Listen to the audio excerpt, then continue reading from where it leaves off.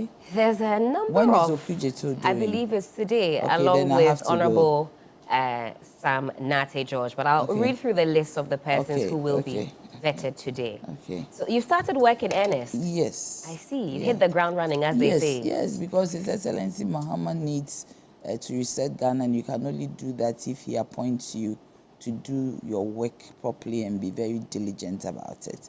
We need to change the trajectory of events, and Ghanaians need to enjoy this nation.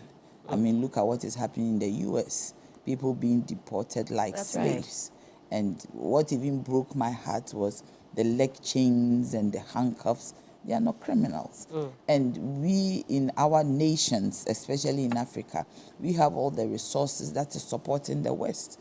How can't we work hard to harness those resources for the good of our people? That's right, and for our dignity as well. Yeah, because I think the trajectory should change. The face of events should change. And we should work hard.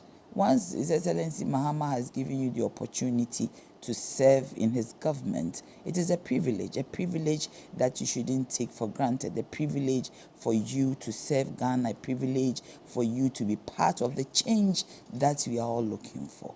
Certainly. I mean, we needn't go back into history of what has happened in the recent past. It is so clear that Ghana wasn't in a good place. My photographer, Patrick Ahin, good morning, Patrick. He spoke to me yesterday and he said, Mommy, there's a lot of calm now. People were angry, people were upset. And now with His Excellency Mahama in the seat, there's calm. We should translate that goodwill into something good for Ghana. Certainly, it's important. It's all hard work. Hard work. Yeah. With this red, I know that it's going to be hard work. Hajia, good morning. Good morning, my dear. Good to see you. Hey, good I think congratulations are in order, given your new portfolio now. Yes. What exactly is this new role that you're going to be taking up? Okay, so I was appointed as the ECOWAS Women Commissioner under the International Islamic Youth Council for the United Nations Security Council Resolution 2250. I see. Yes. Okay, so, who makes that appointment? Thank you. That appointment is by the United Nations International Youth Network for the United Nations Security Council. And then we have the International Islamic Council under the United Nations Security Council Resolution 2250. So I think this is not just to me, but to the whole of Ghana, because it's an honor to be chosen from Ghana. It's an ECOWAS thing, so the 16 countries. And then you see it's great honor to get this for Ghana. Yes. That's wonderful. Congratulations. Thank you. I know the Afafranto movement, they'll be missing you because you'll be very busy going up and down. There's a plus to the Afafranto movement. Yes. So we are grateful to God for this position and then this honor. Yes. All right. And also, as I mentioned, we'll have Dr. Kwesi Amache Boateng. He's a political scientist, KNUST. Doc, good morning to you. Hope you're well. Okay, well, in due course, we'll connect with Doc. Can you unmute for us so we can hear you? Good morning. Good morning. Yes, how are you doing? I'm good. I'm good by the grace of God. Fantastic. All right, well, very shortly, we'll be getting into our very first topic. But before that, you and I know that every time we eat, food and sugars are trapped between our teeth, leading to tooth decay, gum disease, and in some cases, foul breath. Brushing your teeth every morning and night with Pepsodent Charcoal and Pepsodent Herbal Toothpaste. Pepsodent Charcoal is made up of a fine blend of fluoride with a unique combination of natural charcoal, lemon mint, and zinc to whiten your teeth, strengthen them, and remove bad odor from your mouth. Charcoal white gently polishes away tooth stains and naturally restores your bright smile. For our herbal lovers, try Pepsodent Herbal Toothpaste, which is infused with a unique blend of green tea and herbal extracts formulated to repair and protect your gums while giving an all-round cooling sensation. Pepsodent Herbal releases, repairs, and protects gum tissue, all the while giving you strong teeth. Always remember to brush your teeth in the morning and before you sleep at night. Pepsodent has been educating Ghanaians on how to brush their teeth for 25 years. Pepsodent is also recommended by the Ghana Dental Association Pepsodent also gives you the opportunity to speak to a dentist for free. So do call toll-free 0800-161-000 to speak with a dentist. You can also get Pepsodent at any shop near you. Do call the customer care center toll-free 0800-200-30. Pepsodent, every smile matters. All right, let's get on to the topic of the morning. Now, the Attorney General and Minister for Justice, Dr. Dominic Ayine, has officially dropped the controversial ambulance case involving former Majority Leader, now Finance Minister, Dr. Cassiel Atuforsen, and businessman Richard Jakpa. Now, this announcement was made in a notice from the Attorney General's office, and it's dated Thursday, January 23rd, 2025. Now, this decision follows the Court of Appeal's ruling, which acquitted and discharged Dr.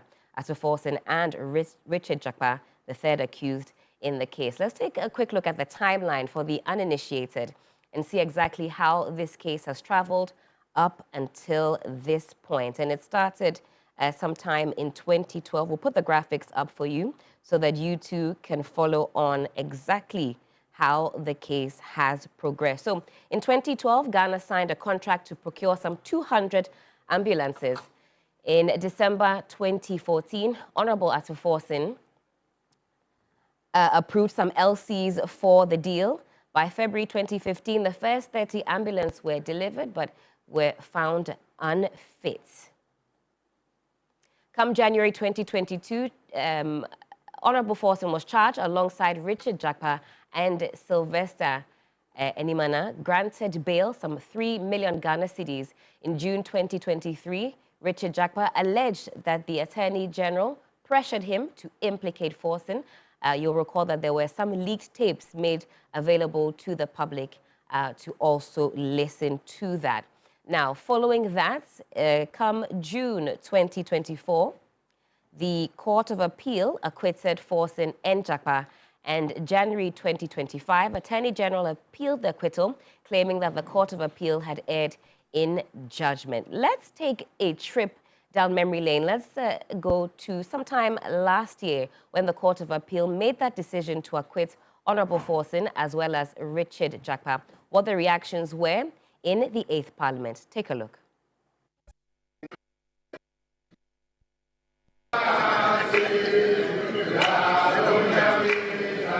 By a 2-1 decision, the Court of Appeal upheld that the decision by the High Court for him to proceed with a submission of his case had no legal basis, and therefore did not only discharge him but acquitted him.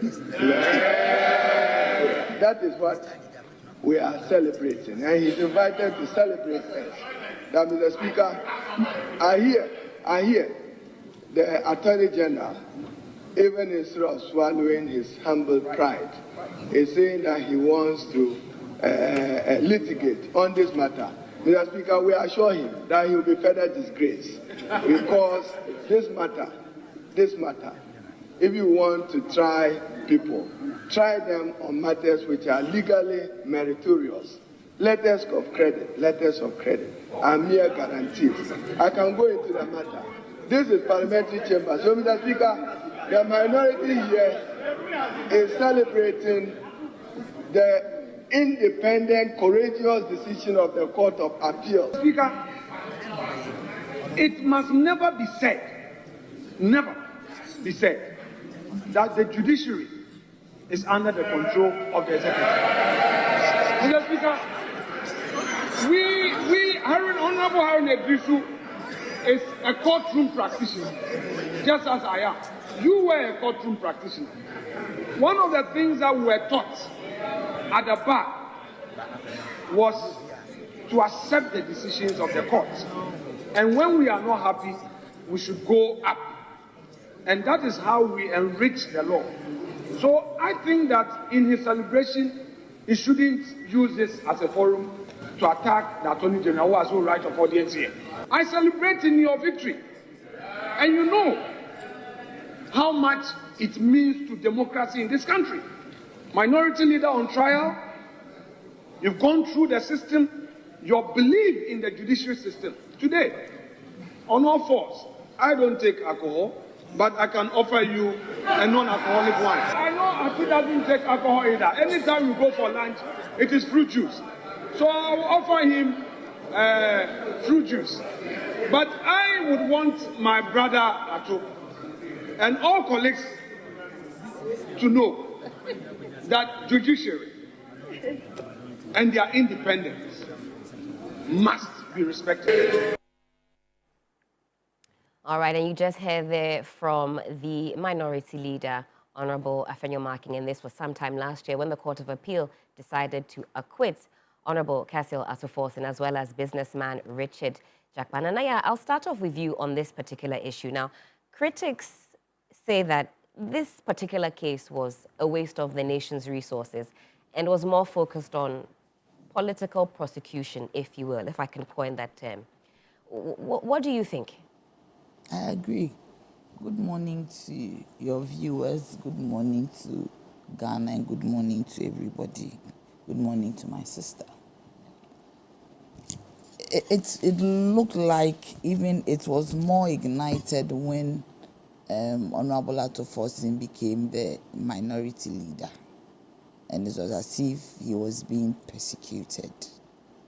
We don't have to go into the nuances of the case and the details.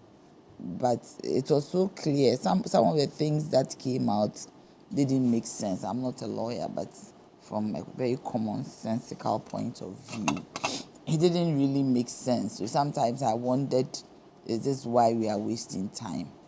And I was a bit surprised the way the case traveled. And indeed, all the cases that were in quotes political, right, they traveled some long time and they didn't come to any serious conclusion. So I think it is in order that the government is not interested in the case. I wish, I'm not a lawyer, but I wish maybe it would have come from a court. Like, I don't know what it means, but maybe a judge, acquitting them or discontinue, but maybe it's the same thing. Because last year, the Court of Appeal actually acquitted. Yes, so I don't know why. But following that, you know that the AG at the time, Godfrey Damiabwa, decided to appeal that and to further litigate. Yes. That's right. Yeah, but it's gone.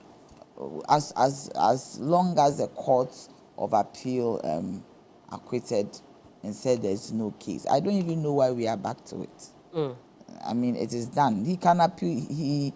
If he appealed at the time, it would go through the motions and the processes. But it's the same appeal court, after they have, gone before them, said that they've been acquitted and discharged, and everybody jubilated. So I don't see what it is. At that point, it looked more like a witch hunt. Because when the Court of Appeal itself has said that there is no case, and now it turns out that somebody is not interested, and it means that Honorable Atuforsen is being targeted for his role in Parliament. It was as if they wanted to take him out. As a chairman of the Finance Committee, I remember he was very intelligent, instrumental. He was very, he used to do a lot of, explanation on the budgets, and he did a lot of good work. I want to use a particular word, it's not coming. But it was clear. And with all the Japan mess, and the government itself at the time should have discontinued. I thought after the Japan drama... You mean the leak tape? The leak tape and all the drama, they should have just discontinued it. But they went on. It meant that they really were after Honorable Atuforsen. So I think it's a good thing. I think it's gone. I didn't even, when I saw that we were going to discuss it, I thought this is done and dusted. And really, we don't have to waste too much time talking about it. I think what this particular instance highlights is this phenomenon of incoming governments coming into power and seemingly seeking to, shall we say, free allies or discontinue prosecutions that have already been initiated. What do you think that does in terms of the psyche of the of the Ghanaian, that does it show a commitment to fighting corruption, or is it a case that, well, if my party comes into power, if I'm a political ally, I may get away with certain things? Broadening the scope of the conversation, do you see how somebody might infer that, well, how do we really fight corruption if every time a new government comes in, we see that allies are given a pardon, if you see where I'm coming from? It is not like that. I mean, this is about the first time I've seen that happened. If you can give another there are example. other high-profile cases that this regime has decided to, stop. Because if there's no evidence to the effect, you can't go prosecuting because somebody has just taken it to court. We should rather talk about issues where the outgoing government pardons people they have prosecuted and put in jail. I remember Honorable Kwame Pepra, who is my brother. Okay. Good morning, Uncle Kwame, who is my big brother, was put in jail in somewhere 2003. And when His Excellency Kufuor was leaving office, he pardoned them. He, is it Honorable Ibrahim Adams, Dr. Sipayanki, and some others, they were pardoned. So then it is clear that why were they pardoned if they were truly innocent? What we should rather look at it is, how do we make sure that people are not innocently prosecuted? Innocent people are prosecuted and persecuted politically. Right. That is what we have to make sure, that if anybody is being taken to court, it should be clear with all evidence that the person is guilty of a certain kind of corruption or whatever misdemeanor, whatever it is, before the person is put before court. Because if outgoing governments pardon people who are put in jail, then it means that you pardon somebody you said is guilty. It means that the people were not guilty, but the people were what? Prosecuted and persecuted for that reason. For instance, the case I'm talking about, this Rice, Abeyime Rice, the issue with Mrs. Cotton. Later on, I went to Abeyime and the mail was there, it was working. I see. Meanwhile, some people have been put in prison for causing financial loss, but the mail was working. So how do you juxtapose it? So we need to really be sure that if somebody is being taken to court over an event of corruption, it should be true. Do you get me? Right. So that you don't come back to say that the person has to be pardoned or government is not interested. I believe Honorable Ayena is a great lawyer. I believe, I know that His Excellency Mahama, if you are guilty, you are guilty. You know, Abu Gapele was put before a court even when his government was in power. So, for any reason, what Honorable Ayena is saying is truism, because he has studied the case, he's noticed that there's nothing wrong with it, and he doesn't want to waste anybody's time. But I am saying, going forward, before you put anybody before a court of competent jurisdiction, you need to ensure that you remove the political lenses and put before a court of competent jurisdiction somebody who is guilty. Certainly. So we don't come back to this. And especially where some monies were offered but actually rejected. That is what I'm saying. And for a nation that doesn't have too much money, yes. we need every penny we can get. Yes, However, that was set aside because, of course, it's also important that there's some deterrent. So it can't always be about money. But in this instance, I noted that many critics said we lost an opportunity to recoup some money. No, if money is given, I don't see anything wrong with somebody saying that I have done this. I'm bringing back the money. We need the money. Right. But you see, there should be a detail. Even if you go to court, it put you before the judge, and you are even given a bond. You are given some duties to perform. It is still some kind of punishment. it is on your record that you have been charged with something. You might not be incarcerated, but the court has charged you, and you are guilty. You say even the optics of it is enough to put somebody off going that path. Yes, because you need, you see, when they put you in jail, you are locked up. In 2-3 days, we've forgotten. Do you understand? Right. But if people are made to do community work, they get up in the morning, their duty is to clean TV3. Do you get me? It is there. Their duty is to clean Accra, which is dirty, which is filthy. It is there. You do it for 3 months. You are a big man. Every morning you wear a gab and you are cleaning. You say that would be a sufficient deterrent? It's a sufficient, because if you are in jail, sometimes we forget. Right. But that's punishment. And maybe you are given a bond or some. There are so many non-custodial things that they can give to you. It's not necessary. If you are prepared to say, I am guilty. You see, in America, if you go before the judge and they ask you, are you guilty? If you plead guilty, you get a reduced sentence. So we should look at some of these things. Certainly. Bring the money. If you are clear that you have stolen money, you have been involved in some procurement deals. Certainly. Bring the money back. All right. Then you'll be punished as well, but maybe a minimal punishment. Thank you for that, Nanaya. Let me bring Dr. Kwesi Amachi-Boateng into the conversation. Again, he's a political scientist at KNUST. Doc, again, good morning. We're talking about this seeming cyclical political vendetta. That's what some critics term this phenomenon. What do you think that, or what kind of perception do you think that creates of our judicial system, where incoming governments will seek to, as I mentioned earlier, free or acquit their cronies and allies? Does that, create some type of perception about our judiciary? Okay, thank you for having me, and let me say good morning to your listeners.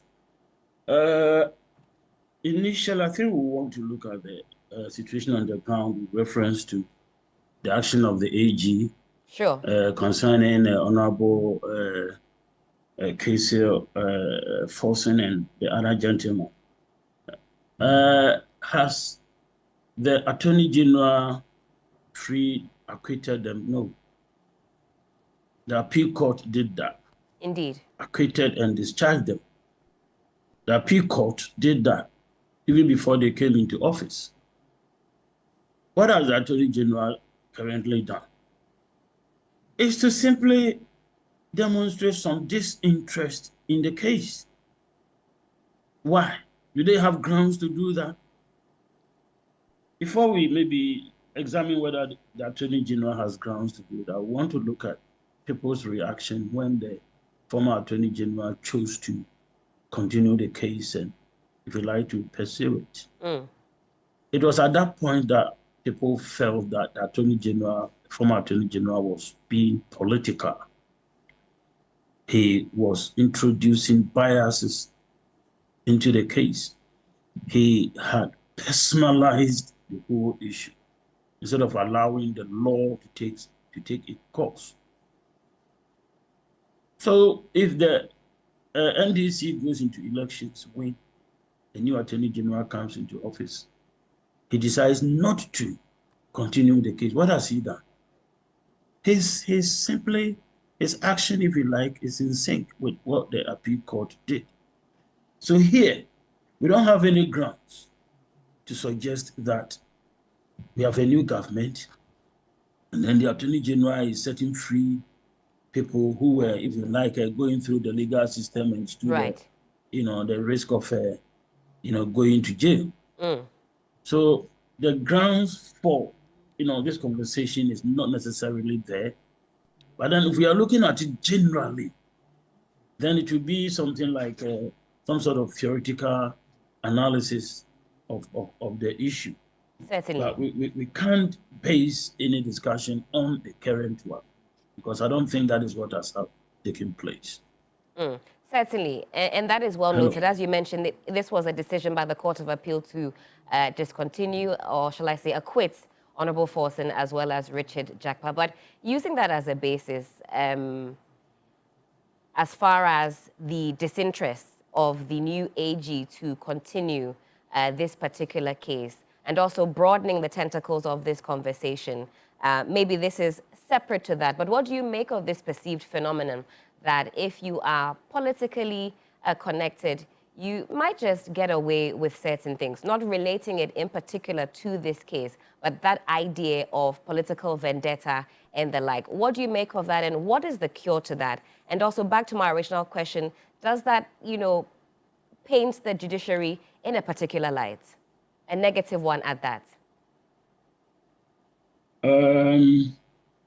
We are looking at intergovernmental relations. Indeed. The executive and the judiciary, and the potential influence that the executive has on the judiciary in matters that, if you like, relate to key figures of the executive, key figures of the ruling party. That is what we're looking at. Definitely, if we don't restrain ourselves, if we don't allow the separation of powers to function as it should, and that we treat corruption as a challenge to the country, something that the state should be robust in fighting against, then definitely there will be no fight against corruption at all. Because the example that is set by the government, in this case the executive, that everybody follows, if indeed continuously it becomes clear that the executive tends to have its way relative to the judiciary, we are looking at a weak judiciary. We are looking at a soft state, a state that has not defined its interests properly and allow other interests, parochial interests, to come in and then subsume the state interest within itself, but then dominate it. If that happens to be the case, Ghana will be gone. Ghana will not be signaling to anybody that it means business. We want to get the Ghanaian state to work. The judiciary is a major institution of state that mediates our differences and establishes the authority of the state when it matters. And if it is allowed to do its work, then potentially it becomes a major institution of constraint. Everybody knows that if you don't do what is expected of you, you fall foul of the law, you go to jail, irrespective of who you are. We need a picture of such an executive. So I don't think this whole thing of a tendency, of the executive to even like influence the activities in the judiciary is desirable. We don't need it. And when it happens, it shouldn't be difficult to, if you like, talk about, identify and talk about, this an institution, a political institution being political.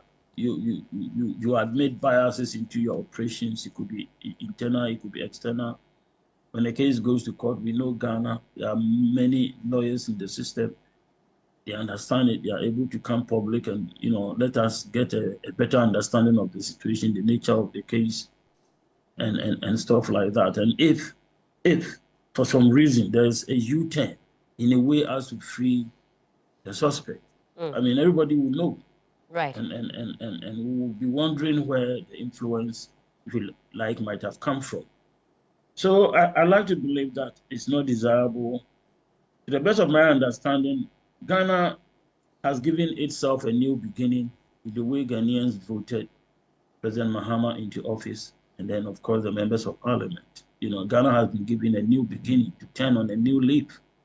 So the last thing that we expect is to get the executive to be interfering in the work of the judiciary. Certainly. And Doc, just back to this case in particular. Now, should the focus have been on recovering the monies, some 2.3 million euros, and how do we balance justice with pragmatism? It all depends on the merits of the case, and I don't have the details of the case so well. Obviously, we can't allow such a huge amount of money to simply, go like that. Is it possible for us to go after the money? Who are we going after?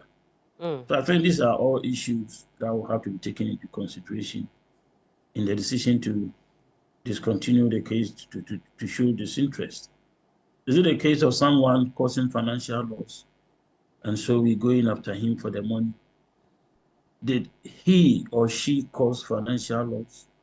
If indeed that people think that is the case, is it the issue that was adjudicated on by the court, and then the final eventual decision was that they are innocent, we are acquitted and discharge them? If that is the case, then we don't have anybody to go in for, because no one is seen as having caused a financial loss. If that is the case, like I just admitted, I'm not equipped with the merits of the case, so I'm not able to make a definitive statement on that. So that is my understanding. Obviously, you wouldn't want to lose such a colossal amount, but the question is, who are we going after to take the money back? Questions that certainly demand answers. Doc, thank you for that perspective. Let me speak with Hajia Gloria Amenu, again, communications team member, Movement for Change. Now going to be a very busy woman. I don't know what Afa Franto is going to be. And the new position is? ECOWAS Women's Commissioner. ECOWAS Women's Commissioner. Yes, under the International Islamic Council. Okay. It's a very hefty title. It's a long one, so pardon me if I don't remember that's okay. all of it. Now, okay. The Movement for Change has often bemoaned this winner-takes-all syndrome. It's something I know a lot of your comms team members talk about. Situating that in this conversation, how do you think this winner-takes-all syndrome, plays a role in the way in which we handle political cases, criminal cases, what we term political vendetta, political prosecution, and all of that? How do we combat that? Okay, thank you very much. I have always talked about we putting aside political backgrounds when it comes to the development of Ghana. It is high time whenever we have positions, we forget about, even though it's where we are coming from, but we put it aside. Because if you see the stretch of this issue, it's been years, and then you've realized that they are positioning themselves because of their political backgrounds. And then we are practicing our PhDs, not the real PhDs, but pulling Down syndrome. You see, if this issue came years ago, and then because of trying to bring people down or trying to make people look as if there are so big issues that are not going to be attacked, like not going to be handled. If we look at this whole thing, years back, monies have been able to slip through our fingers when, if we put political backbiting aside, we could have safeguarded some monies. And then there were so many pressing issues that were affecting Ghana that we could have focused on. Right? So, Hajo, you say we actually lose money when we redirect our focus to some of these, what we call political prosecution. Yes. So it actually directly affects our pockets. It directly affects us. And then Ghanaian youth directly affects us. Because if we were not going back and front to the court, trying to see who was guilty and all that, and then really stick to the issue on board, how the financial loss was occurred, or what really happened, and then it wouldn't have gotten here. Just as my sister is saying, if this case has been cancelled, we shouldn't even go back and forth on this issue. We should let it go, let it lie, have a peaceful beginning. Just as our sister is saying, Ghanaians really need a reset. Our focus should be on the streets, our markets, outbreak of cholera, which is not even supposed to be something we should be talking about as a country. We are in the century where we know how to recycle. Our focus should be on certain things like this. But then you realize that, no, our focus is based on NDC, MPP, pulling each other, dragging issues that could have been resolved amicably years ago. But we concentrate on this, and then we keep pulling ourselves back instead of pushing forward. We have so many things that we have to look forward to. Ghanaians really need a new mindset, attitudinal mindset, that we don't really focus on the flaws of people, flaws of political opponents. But then, if we focus on the person really caused financial loss to the state, where are your evidence? The case is in court, you go appeal, you go come back, we talk about it, and it's dragging, it's taking years, and we are just running around circles, the same issues. So I think that then, if we focus on things that are really important, that will help the new government reset the economy, where the courts, the appeal has come, this case is done with, then I really think that we should focus on things that will really help Ghanaian youth and then make the country go forward. Now, Haja, does it worry you or cause any concern to you that in instances like this, where there is some seeming political prosecution, the judiciary then, comes into the spotlight, and there's this perception by certain factions that the judiciary is being used as a political tool? Does that worry you that perception abounds at times like this? Yes, it's a worry, not to only me, but Ghanaian youth. Because if there are real instances where this pardon is good, is going to help, and then there are real instances where the pardon will not really help. I'm just citing two different instances. Right. Where presidential pardons are given, and then you see this is so good, it will help. There's no need dragging this. Let's make sleeping dogs lie. And then there are others where it will not help. If there's real big money involved, and then it's going to cause huge loss to us as a country, then it really has to be looked into. So this is not going to be something that we have to drag as a nation.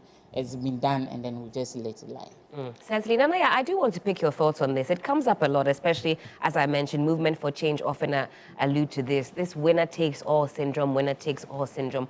What is it going to take for us to have more collaboration that would ensure that some of these, what we call political prosecutions, are, put to the side so we can focus on what really matters? Our politics is very adversarial. We often choose combat instead of compromise.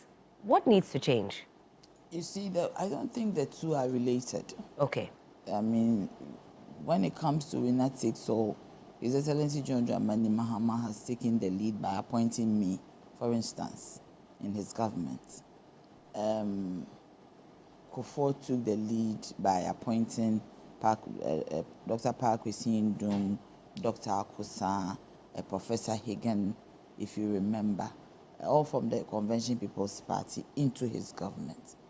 The issue of political prosecutions is more to do with the things we say on the political platform. Okay. And also of what we know as we are in opposition. Remember, when you are in opposition, there are lots of information that comes to you. Issues to do with contracts, issues to do with money that has been misused.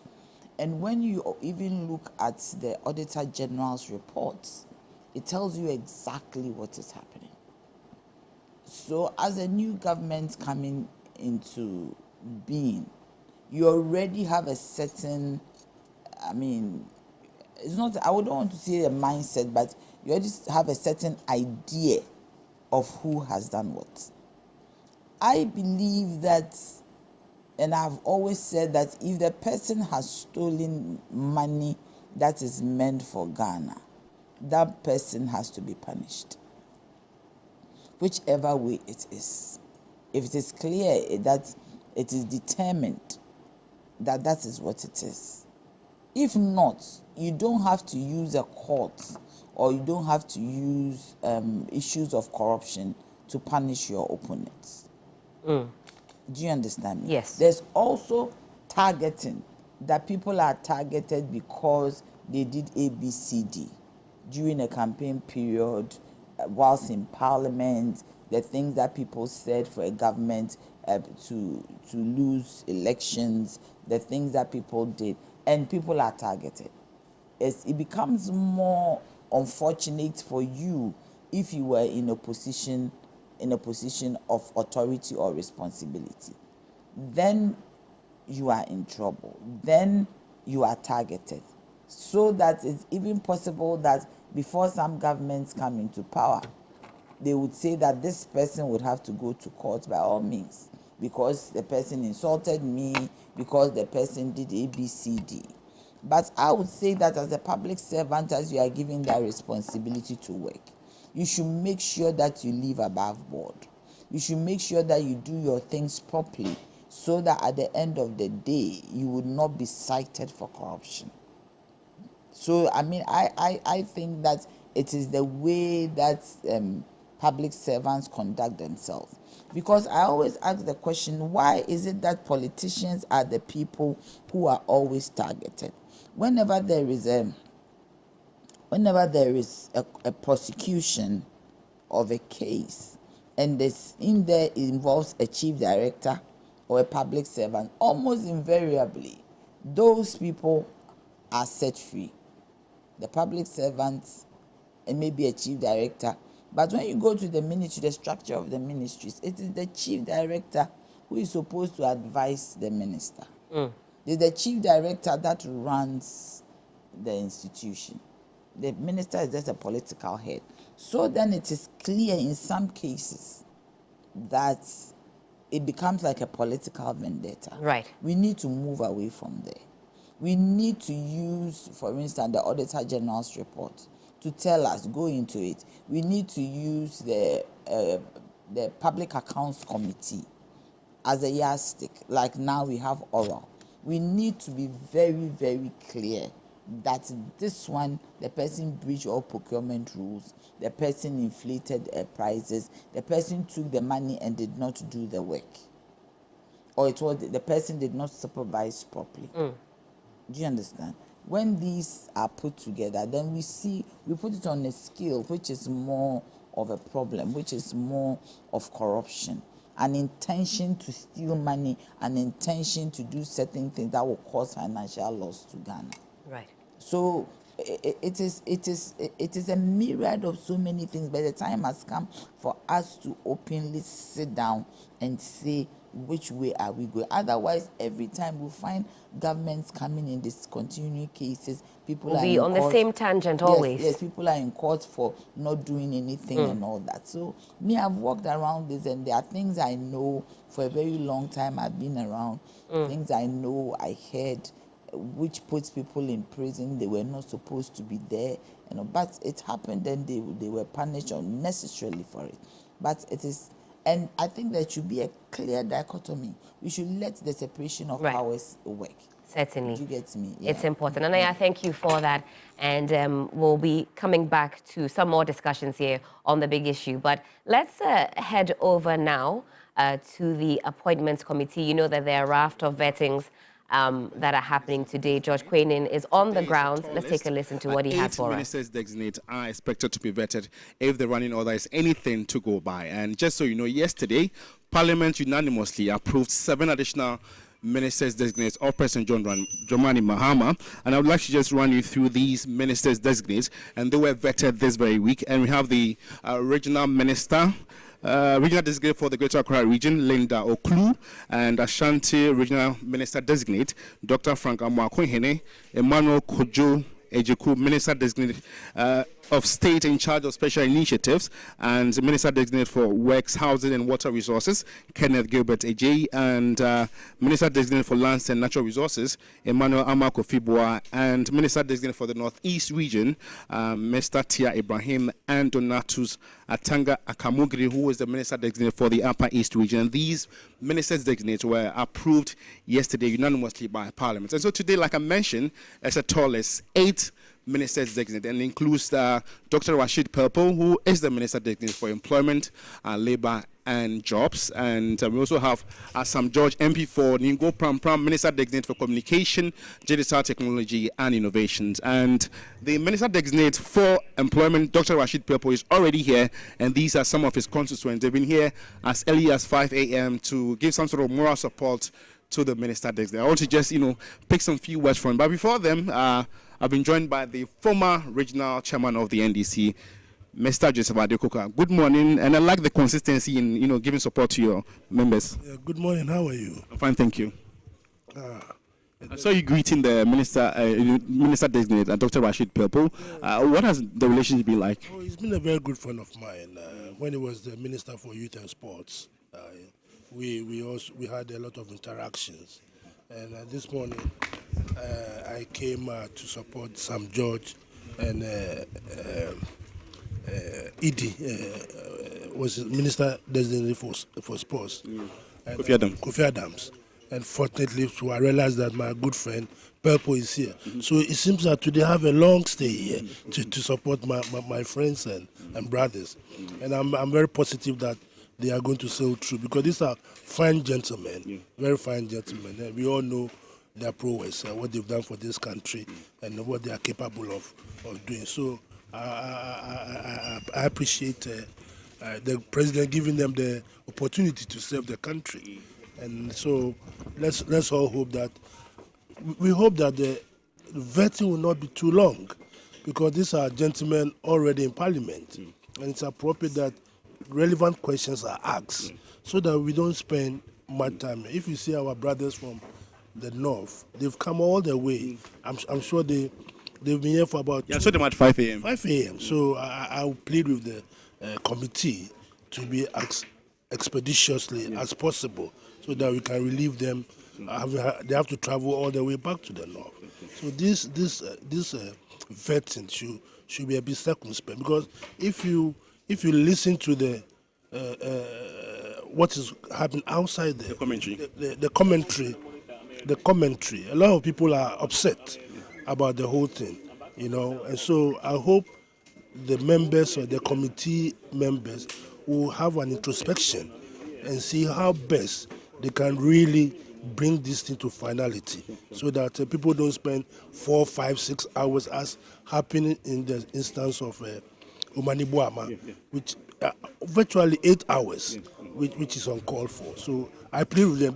We are all the same people. One country, one Ghana with one common destiny.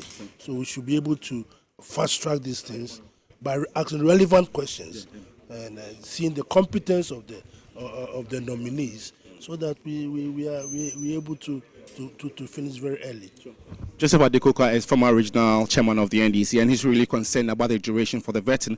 But if you really go through previous vetting, it takes roughly 3 to 4 hours to vet a nominee. So he's expecting that today's exercise will be expedited judiciously to ensure that we save time, because it's a tall list, 8 ministers designated to be vetted this morning. I want you to also pick your words. You don't want to talk? Okay, that's fine. So let's talk to the constituent of West Central, here to support the minister designated for Labour, Employment and Jobs. Good morning, good morning, good morning. Good morning, brother. How's morning? It's cool. You are live from TV3. Yeah, inshallah, we are here to support our MP, Dr. Rashid Purple, for the good job the guy I've been doing over the past years. And today, we know too, the guy will go through. Since he has been doing good things, left and right, up and down, we say thank you to God. I know all of us will cooperate and do the vetting, inshallah, by the grace of God. And so, if there's any nominations, it's a sure bet that Dr. Rashid Purple will be chosen, because if you look at past nominations, he's been there consistently. What do you think is that thing that makes the party have that confidence in bring him back on board? For the party, he already have been doing the good work for them since they appointed. They gave him the appointment. Inshallah, by the grace of God, he will continue the good job to the all national, not regional, all the national people, plus his own constitution people. Thank you. Looking at regularly, I know you're top, chiefs. Where are you from, and then who are you? Yeah, I'm now Alhaji Kabori, a spokesperson for the Honorable Dr. Rashid Hassan Pelpo. Thank you for coming. I want to also thank you. Okay. Good morning. Please, what is the relation? Who is the nominee to you? He's my brother, my MP. I'm the former woman organizer for the past 8 years, and I'm here to support him every step of the way. We want him to succeed, and we see to it that he succeeds. So we are here mainly to support us. nomination. Looking at the ministry that is going to head, it's sometimes full of, strikes, agitations, labor unrest, and all that, and it's quite, more like a demanding area. Do you think he is fit to, manage that? Yes, we thank His Excellency the President for nominating him because of his expertise, maturity, experience. He has seen that he is the one who can handle that place. That place needs an experienced hand, maturity, and everything, and he is qualified. He's the right person for the post. You've been here since morning. I'm sure you're also concerned about us, using some limited time to do the vet and not, spend too much time to vet one person. Yes, I think there's a challenge there. We expect them to do the right thing, do what is expected of them fast, and many of us are coming from far, and we expect that they'll do it fast and we'll go back. Sure. Thank you so much. And so I'm still sampling, expectations and thoughts from constituents of WA Central who are here to support the Minister Designate for Jobs, Employment and Labour, Dr. Rashid Pelpo, who's also the MP for WA Central. And if you just tune in, it's still the continuation of the vetting of some ministers designated by President John Dramani Mahama, and some 8 ministers designated are expected to be vetted this morning. Yesterday, the Parliament unanimously approved 7 additional ministers, and we're still taking some words from these constituents. Good morning, sir. Good morning. Thanks for joining us on TV3, and I know you're here to support the nominee. How confident are you that he is going to, do a good job? Yes, even more than confident that he's going to do a good job, in that this is not his first time. He's been here for this same purpose a couple of times before, and given his experience as one of the longest serving members of Parliament, and also being a former leader of Parliament. He was a deputy majority leader before, and so coming to face his own colleagues and to answer questions from them or hold discussions with them, if I'm permitted to put it that way. Yeah, he's going to excel. Thank you so much. And I would also want to talk to you. And is the nominee your friend? Who is the nominee to you? Good morning. So the nominee is my minister-to-be. We are from the Ministry of Labour, Jobs and Employment. So we are here to support our minister-designate, and we wish him all the best during this process. You've been at the ministry for a long time now, so at least you've seen the agitations, labor unrest and all that. And so with this it requires some sort of minister who is very strong and can really talk to the labor front when they want to agitate. Do you see that in the minister designate? Yes, I've seen the minister from afar, but he paid us a visit before this vetting, and it looks like, looking at his demeanor, I know he's the guy to do the job. So we would also support him to be able to go through all the strikes that will come. Yes. Thank you so much. And so this was the last words from one of the staff of the Labour Ministry, and they are here to support the Minister Designate for Employment, Labour and Jobs, Dr. Rashid Pelpo. And we will still be, covering this like we always do, bring you all the exclusive that matter behind the scenes and everything that you need to know regarding today's vetting. 8 Ministers Designate are expected to be vetted this morning. Thanks for watching. Keep watching TV3. We are live. And we'll come to you again when the vetting starts. It was supposed to start at 8 a.m., but I can't really tell why we are still not started. And so when we start, we'll go live with you. Good morning. All right. So hopefully when the ministerial vettings do start, we will bring that to you live so that you can follow along with the vettings. But love is in the air, and Rock City Hotel has crafted the perfect Valentine's Day experience just for you. Celebrate love in style with our romantic all-inclusive packages. And these are the packages that you could enjoy. There's the Soulmate Serenade, which comes with a private dinner, romantic room decor, chocolates, wine, breakfast, lunch, dinner, and more, all for 3,790 cedis a night per couple for a junior standard room. Now for 4,510 cedis per couple for a standard room.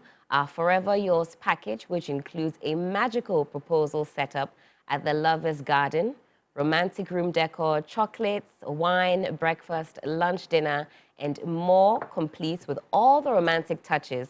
That goes for 4,475 Ghana cedis a night per couple for a junior standard room, and 5,510 cedis per couple for the standard room. Now, the curations for the special Valentine's weekend include a romantic movie night at the Lover's Garden with a barbecue and DJ on February 14th. That's Valentine's Day. And the event price is 250 Ghana cedis for singles and 400 cedis for couples.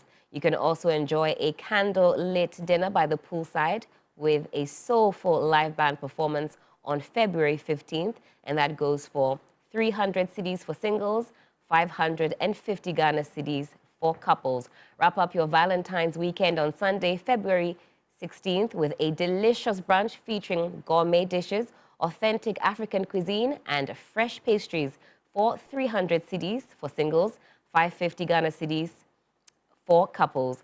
Make Rock City Hotel your destination for love this Valentine's. Call this number 0553 387 633 now to book your package. You can also email reservations at Rock City Hotel Ghana to book your spot. For these unforgettable events, Rock City Hotel is the ultimate destination. All right. Now, ladies, there are another round of vettings that are going to be happening. Let me pick your thoughts very quickly on what you think or what you make of proceedings so far and what you're expecting today. Nanaya, you've had a front row seat to all of the action. What are you expecting today? We have some notable names going before the vetting committee. We have Rashid Pelpo, Honorable Rashid Pelpo. He'll be going first, I believe. Yes, and we have Honorable Sam George. Indeed. I didn't hear Honorable Okudjeto's name. I believe he's on the bill for today. 8 of them, that's a long thing. So I believe that, I mean, these gentlemen are very experienced people and they know their job and they know their areas. And I think what's good about it is that you can see that most of them are ranking members of the various committees that they've been appointed to as ministers. So I don't think that is going to be too much of a problem. But I think that the questions should be reduced. You think it's too many? The sitting time. Okay. The sitting time for both visitors and the MPs is a long time. Because, for instance, Honorable Manebuame's own was 5 hours. That's right. With all the rumpus and the drama that went on, I left at a certain time. There was drama. Where was the drama coming from? All the things that happened, everybody knows. We don't have to go into it. And I fit that into the fact that it was as if they really wanted to grill him. And I mean, all this ended yesterday with is it Vomawo? Oliver Barker, Vomawo. Barker, okay, Vomawo. I mean, it all ended. But I think the sitting time is too long. Okay. I mean, one person sitting for 5 hours. That's a long session. They should structure it in such a way that maybe the time is reduced. Because 8 of them, we have 12 hours in a day. 24. 12 hours in a day. 12 hours in the night. In the night, all right. Do you get me? Got it. So if you are doing 8 people, you divide it by 12. Even if you do 2 hours, you will not finish unless you go into the night. Do you understand? So I think that they should concentrate on key areas, concentrate on what the person will be able to do, and sometimes reduce some of the questions. So you don't sit down for too long. This one won't benefit from 24 hours economy. This one, we need to rest. No, this one is not. You see, 24-hour economy is bringing money. Of course. For when money is coming, even if it is 30 hours, we'll be there. We'll be there. Of course. Yeah. Of course. But even for the parliamentarians, I do care a lot about them. They are doing a lot. At the weekend, they have to go to constituency, rush back and all that. I think they need to get some strength for the work ahead. Absolutely. Yeah. Haja, what have you made of the vettings so far, the ones that you've been able to watch and follow along with? Okay, it's been interesting. And just as my sister is saying, the stress is quite too much, because I see myself in their shoes, and imagine me sitting for questioning for almost 5 hours, 4 hours, and then the drama, just as she's saying, the back and forth. I think that there is work to be done. And my passion is with the work ahead, not what we are struggling for positions and all that. If they are not competent enough, I don't think they will even be appointed in the first place. Right. So the stretch, the too many questions should be at least reduced, because it's very stressful. Some are coming from far. That's They'll right. come and sit for hours, you know, and then even with the audience, they are also being passed through some kind of stress. So congratulations to all of them, and then we wish them the best of luck. Yes. We've been talking about how much time has been spent on these vettings, but the Greater Accra Regional Minister nominee now designates vetting was super quick. I think a total of some 6 minutes. Do you agree that it should have been longer so that we could have heard more from her? You could see that just as before, we were talking about these political touchings to certain things we do as a country. You could see that some are targets, some are also not, which is not supposed to be so. Yeah, it was certain instances are so clear that this man is coming, this lady is coming, and we want to show her that yes, I really have questions. You could see that maybe the person has previous issues, personal issues. This shouldn't be a platform where we trash out personal issues. No, we have work ahead of us. We want the nation to be in quick restart, just as our NDC people are saying. So they should reduce certain things they do, and then stick to the real reason why they are there.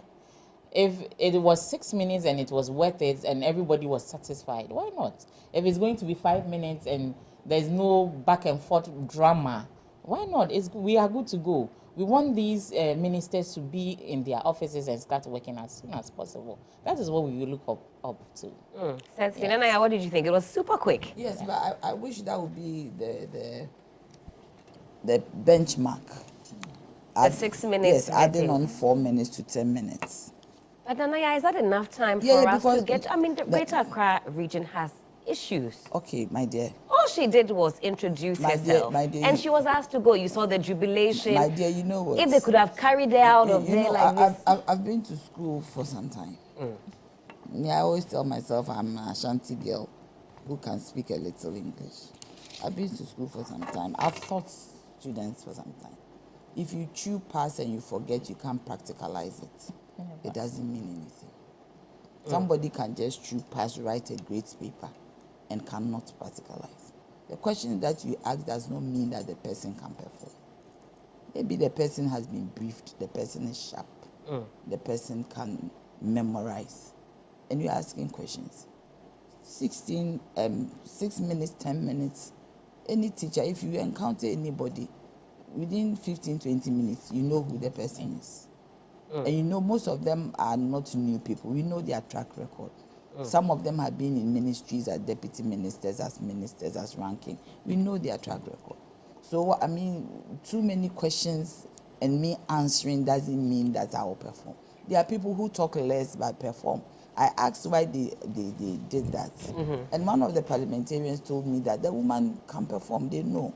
That was what was re-echoed by Afenyo Markin. Yes. He went to Parliament yesterday. He says, well, we know her. Yes. We've worked with her. But what the Ghanaian people are saying is that some of us are uninitiated. And yes, Nanaya, you say she could have given us rehearsed answers that might not get us to the core of her capabilities. Yes. However, at least it can demonstrate. I mean, she looked rather nervous. She looked a bit shaky. I don't think it would do anything. But maybe if we heard from her, her disposition can inspire some more confidence. What she's going to do as a regional minister is more of a grassroots thing.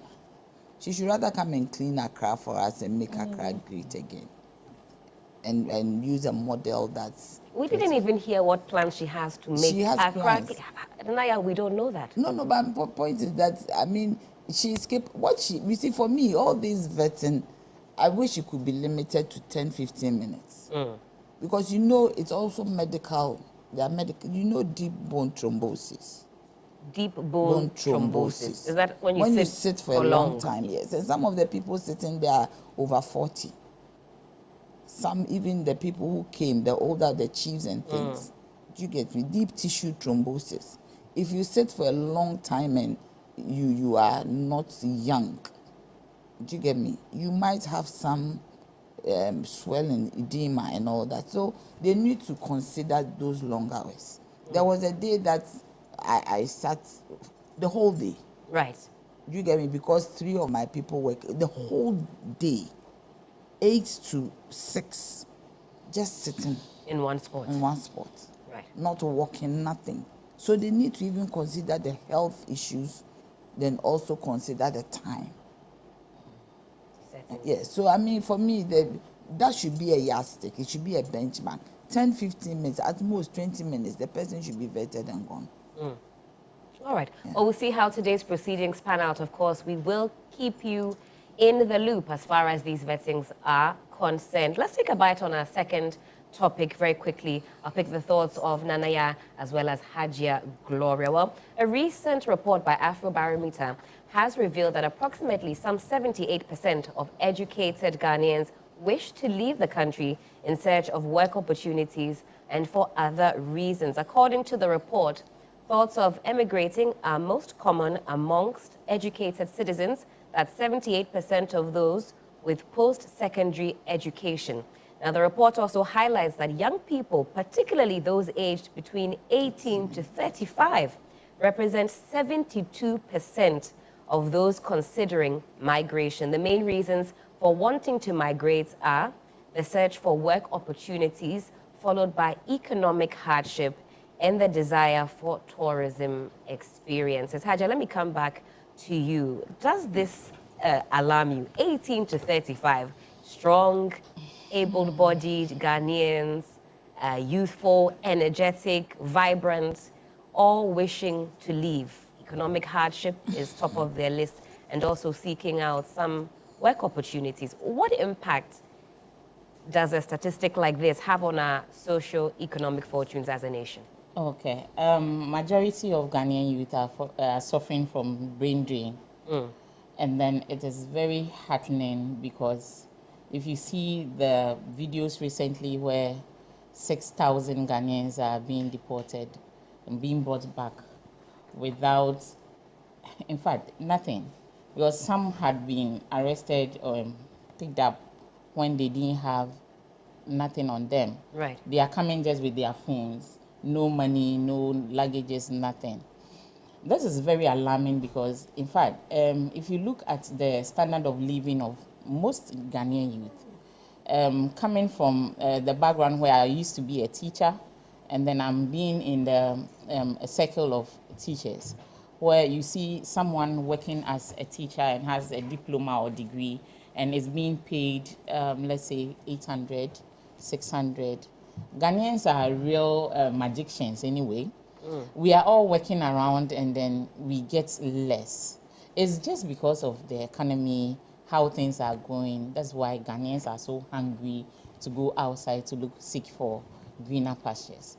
The issue is, if these 6,000 people are coming back into their country with all their expertise, with everything, I don't know when the 24-hour economy is going to start anyway, but we have to find something for them to do. That's right. We have to create a forum, a place where Ghanaians are comfortable to be in their countries.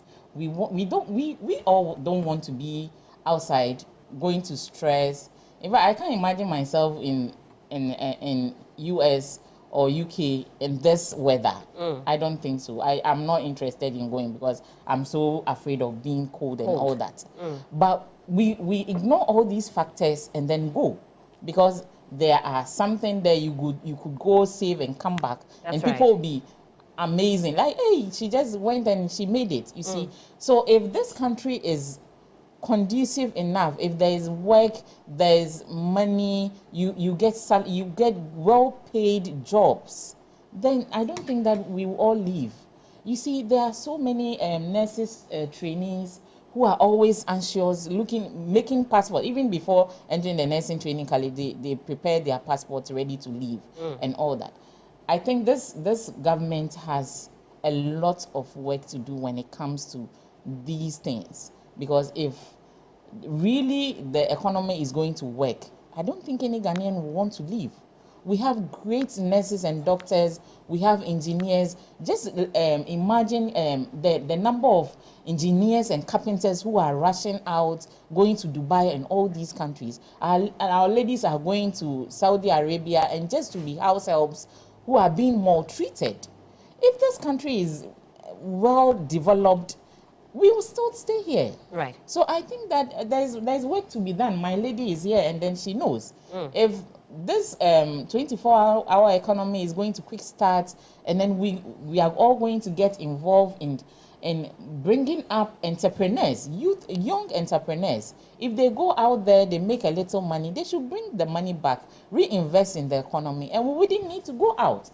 But you see, most of the times too, you as an entrepreneur, you open an organization, a firm, a business, and the Ghanaian will still want to ruin the same business you are feeding them with.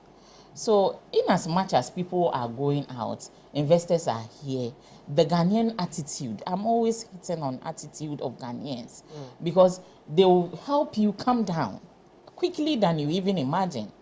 So in and as much as we are all fighting that we want things to be done well, the Ghanaian attitude has to change. Certainly. And now let me come to you. What are the plans to stop this phenomenon? Young, vibrant, energetic Ghanaians taking their talents, expertise, strength elsewhere. We've seen stopgap measures, interventions here and there by governments past and present to provide something for the youth. But long term, we've had 24-hour economy, the coders program, and the like. What reassurance do the youth in Ghana have that things can change or things will change? You see, there should be a complete mindset change. Everybody wants to be employed in a formal setting. But I believe as part of the 24-hour economy, government is going to grow young entrepreneurs. When you look at the appointments of His Excellency John Dramani Mahama, it is clear that he's interested in youth development. And that's because of that he has created a ministry for that. There are also so many youth development agencies.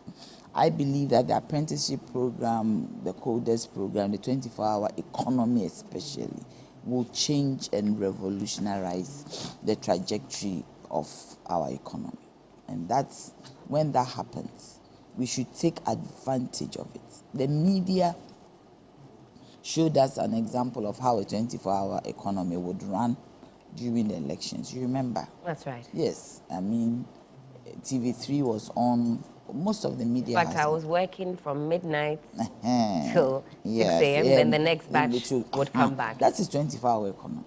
So if the 24-hour economy is instituted, there is space for everybody to get work to do. And the 24-hour economy wouldn't only be like the private sector alone. There is a backup of the public sector. That if you take, I always use the example of the GIPC, the free zones, the ports. People need their licenses, DVLA, the markets. It will be a country where the economy runs 24. Now the economy never sleeps. You don't sleep. Go to Dubai. Now we are doing 8 hours, some are doing 12, some are, do you get me? With this one, there's a policy direction that is saying that Ghana is bright for 24 hours, active. So you go to work, you come, and when that happens, for instance, today we are doing 8 in public service. If we do 24, how many people can we bring on board? And you find people paying more taxes because work is going on, everybody is working around the clock. So this one will create an avenue for employment. But I want to say on migration, you see, for lack of knowledge, my people perish. I have a young friend who always wanted to travel. Right. I advised her, she never agreed. So I took her. Her visa for stay was 6 months. Within 3 months, she was crying that she wants to come back. Why is that? because it is not easy out there. You have to be there to know. If you go for holiday, you are okay. But as my sister said, if you enter winter and you have to wake up in the morning to go and work. Fighting. Yes, it does not matter whether it is raining, you have to walk through.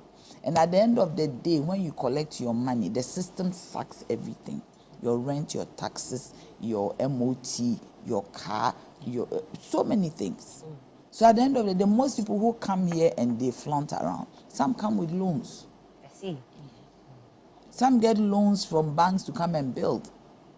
Because that economy, you are able to, if your credit score is good. That is why I was telling His Excellency Baumia that you want to bring credit score to Ghana. Ghana itself hasn't got a good credit score.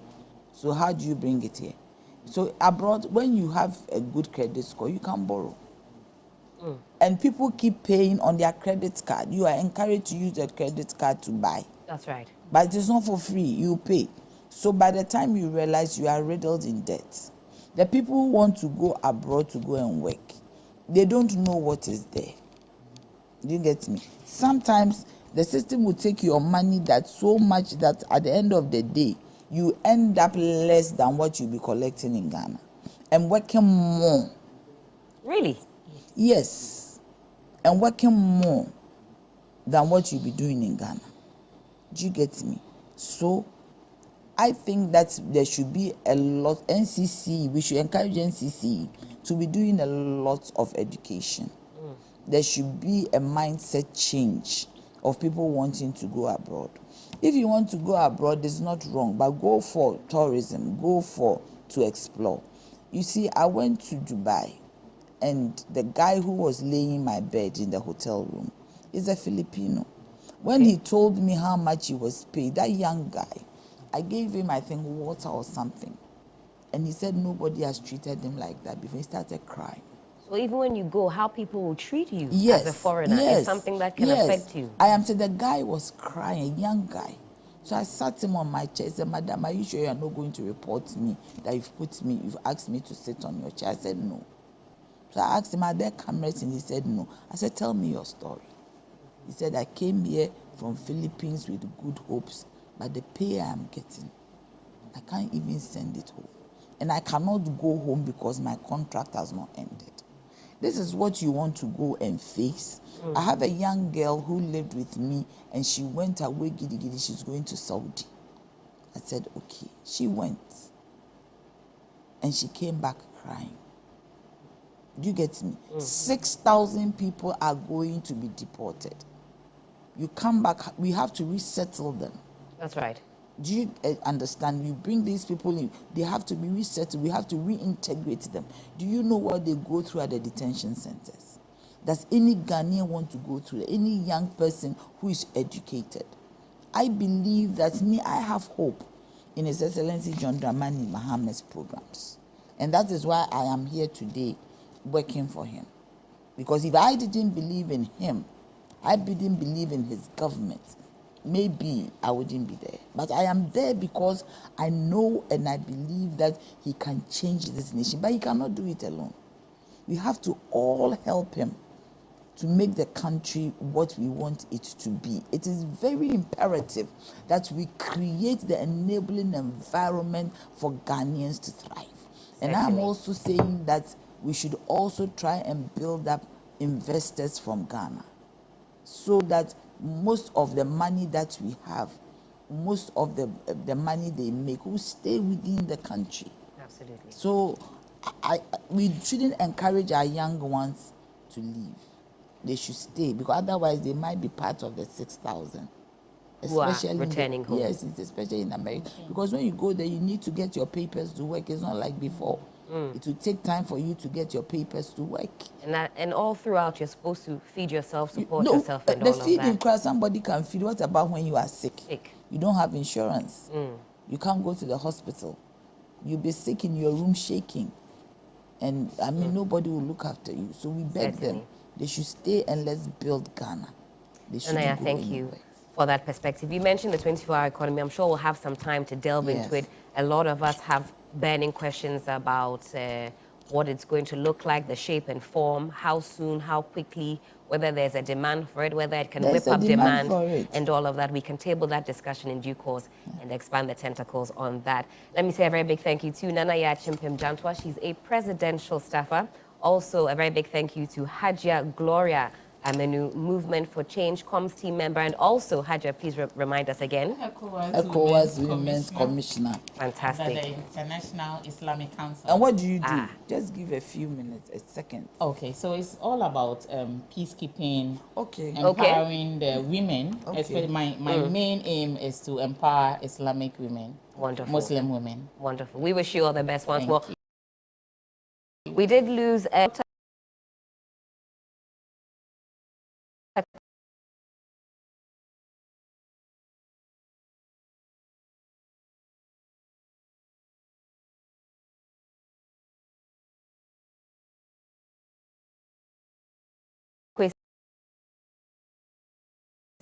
Amachi, but he joined us also. Make sure you're not tuning TV3, 3FM, and also streaming online. We are at TV3 Ghana. But are you working smart or are you working hard? In this digital era, you need to work smart before AI and robots get you out of your job.